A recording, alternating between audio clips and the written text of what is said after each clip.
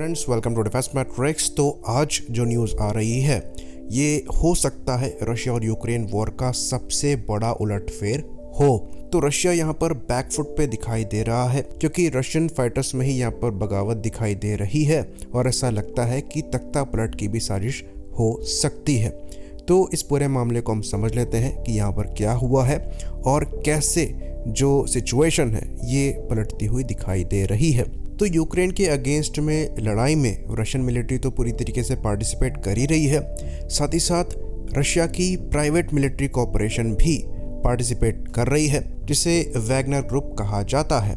तो ये एक प्राइवेट मिलिट्री कंपनी है जिसे रशियन प्रेसिडेंट व्लादिमीर पुतिन के काफ़ी क्लोज एलाई येवगनी प्रिगोजिन ने फॉर्म किया था और मोस्टली इस ऑर्गेनाइजेशन में सारे मर्सेनरीज हैं जो कि क्राइम्स की वजह से या तो रशिया की जेल में बंद थे या तो एक्स मिलिट्री हैं और कहा जाता है कि ये रशिया के सारे डर्टी फील्ड वर्क करते हैं। तो एक तरीके से इनके द्वारा जो ऑपरेशन चलाए जाते हैं उन्हें अनऑफिशियल माना जाता है, जिसकी वजह से प्लॉजिबल डिनाइबिलिटी की एबिलिटी यहाँ पर रशियन गवर्नमेंट को मिल जाती है। तो ये इलीगली भी ऑपरेट कर सकते हैं। इसमें रशियन फेडरेशन द्वारा ये कहा जा सकता है कि ये हमारे ऑपरेटर नहीं हैं और ना ही हमारे इशारे पर काम करते हैं अगर पकड़े जाते हैं तो ये ऑर्गेनाइज्ड ज़रूर है पर ग्रुप जो है ये अनऑर्गेनाइज्ड लोगों का है और कहा जाता है कि यहाँ पर 50,000 के ऊपर ग्रुप्स हो सकते हैं, जैसा कि दिसंबर 2022 की रिपोर्ट है।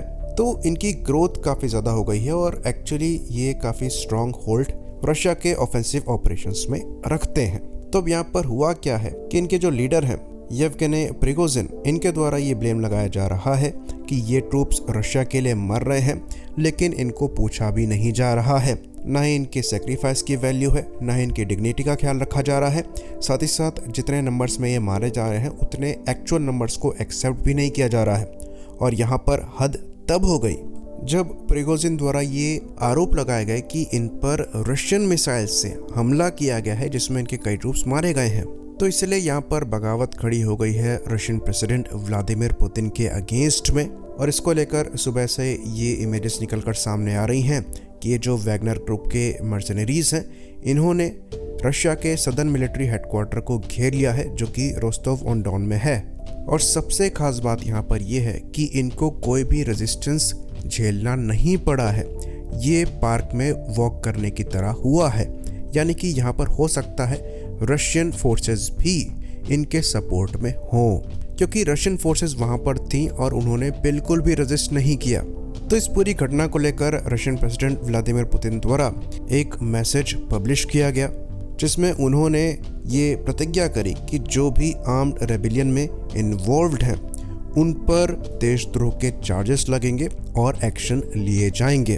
तो येवगनी प्रिगोजिन द्वारा खाली ये नहीं कहा जा रहा है कि रशिया ने उनके ट्रूप्स पर हमला किया है, बल्कि ये भी कहा जा रहा है कि जो रशिया का जस्टिफिकेशन है यूक्रेन इन्वेजन के लिए उसका जो बेस है वो झूठा है, यानी कि वो सीधे सीधे यूक्रेन इन्वेजन के खिलाफ भी खड़े हुए हैं और जो लीडरशिप है रशियन उसको भी चैलेंज कर रहे हैं। तो पीएमसी वैगनर चीफ जो है ये एकदम से पलट गए हैं। ऑल्दो रशिया ने ऑफिशियली इनके ब्लेम्स को गलत बताया है और व्लादिमीर पुतिन द्वारा ये कहा गया है कि जो इंटरनल टर्मोइल चल रही है, यानी कि जो बगावत चल रही है, ये हमारे स्टेटहुड को बड़ा खतरा है और हमारी कंट्री को बड़ा खतरा है।